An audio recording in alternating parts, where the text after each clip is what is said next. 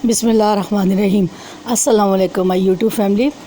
उम्मीद करती हूँ कि आप खैरियत से होंगे। आज मैं आपको ईद स्पेशल फ़िरनी बनाना सिखाऊंगी, जो कि मीठी ईद है। मीठी ईद में सेवइयाँ, फ़िरनी और खीर वगैरह बनती है। आप भी ज़रूर बनाइएगा। मैंने 1 कप टोटा चावल लिए हैं और उनको साफ़ करके एक बाउल में डाल दिए हैं। अब इसको मैं पानी डाल के घंटा 2 के लिए भिगो दूँगी, ताकि ये अच्छे से भीग जाएँ। और ये साफ़ पानी में भिगोइएगा। और अब ये चावल भीग गए हैं। अब इनको मैं ब्लेंडर में डालूँगी। बेशक आप साथ दूध डाल लें या पानी डाल लें, फिर आप इसको ब्लेंडर में अच्छे से मिक्स करें।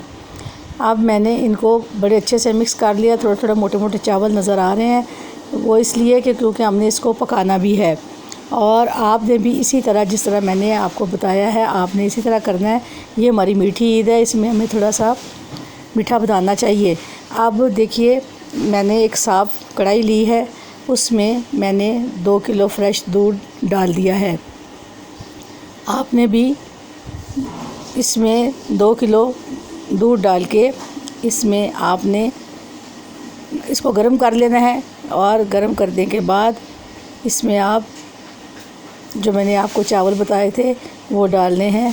आप मेरे चैनल को सब्सक्राइब कीजिएगा, लाइक कीजिएगा, शेयर कीजिएगा और कमेंट्स बॉक्स में मेरे से ज़रूर पूछिएगा कि मैंने आपको जो कुछ बताना है मैं ज़रूर बताऊंगी। और मैं आपका शुक्रिया अदा करती हूँ कि आप लोग मेरे चैनल को पसंद कर रहे हो और मेरे खानों को पसंद कर रहे हो। बड़ी मेहरबानी आपकी। और अब मैं आपको बताऊँगी कि मैं इसको अच्छे से पका रही हूँ दूध को। और इसमें मैंने जब देखा कि दूध बहुत अच्छे से उबल गया है, तो फिर मैंने इसको हल्की आंच कर देना है, ताकि वो जो चावल है इसमें अच्छे से गल जाएं।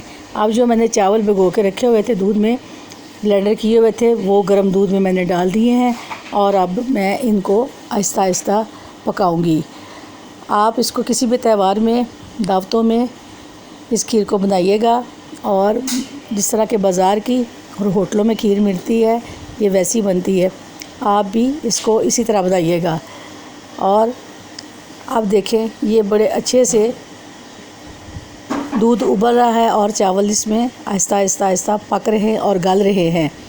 आपने इसको छोड़ना नहीं, हिलाते रहना है, ताकि ये नीचे से चावल वगैरह या दूध लग ना जाए।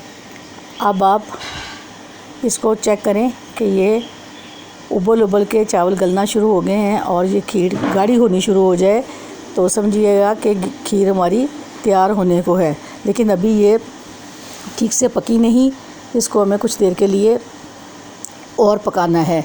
और अब मैं इसको थोड़ी सी ढक दूँगी, थोड़ा सा ढक दूँगी, ताकि ये मज़ीद और अच्छे से चावल इसमें खीर में मिक्स हो जाएं और गल जाएं।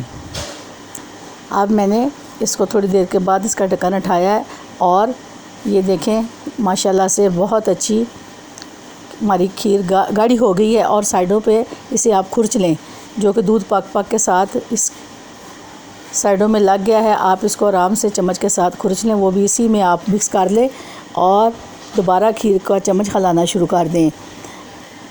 तो अब मैं आपको इसमें 1 कप चीनी डालूँगी और उसको भी मैं ज़रा पकाऊंगी, क्योंकि चीनी पानी छोड़ती है, इसलिए थोड़ा टाइम 5-10 मिनट आप और लगा लें, क्योंकि हमें तो अच्छी खीर बनानी है। इसमें जो मैंने आपको पहले आधा घंटा बताया था, आप 5-6 मिनट या 10 मिनट आप चीनी को पका लें। और सब्ज़ इलायची 4 या 6 लेके उनको पीस लें और पीस के वो भी डाल दें खुशबू के लिए। और फिर आपने दोबारा इसको लाना शुरू करना है और साइडों से इसको खुरच लेना है, ताकि ये जो बलाई वगैरह साथ लगी है वो दूध में शामिल हो जाए। अब माशाल्लाह से खीर खासी गाढ़ी हो गई है और थोड़ी सी मज़ीद और करेंगे, ताकि ये खाने में और देखने में बहुत अच्छी लगे। आप ज़रूर कोशिश कीजिएगा, कोई मुश्किल नहीं। आप भी इसी तरह आराम से, कोई इसमें अशिया नहीं, ज़्यादा घर में सब चीज़ें हैं जो आप निकाल के डाल सकते हो। तो आप थोड़े से मैंने इसमें गार्निश के लिए बादाम, चांदी का वर्क, पिस्ता और आपके पास कोई जैसे भी इंग्रेडिएंट्स हों आप उनको इस्तेमाल कर सकते हो। ये देखिए मैंने इसकी गार्निश कर दी है और माशाल्लाह इसको आप ठंडा करके और मेहमानों में दें, ख़ुद खाएं, घर वालों को दें, वो सब आपसे खुश होंगे। अल्लाह ताला आपको खुश रखे और आसानियाँ फ़रमाए और अपने हिफ्ज़ व अमान में रखे। मेरी तरफ़ से आप सबको बहुत बहुत ईद मुबारक और अल्लाह हाफ़िज़।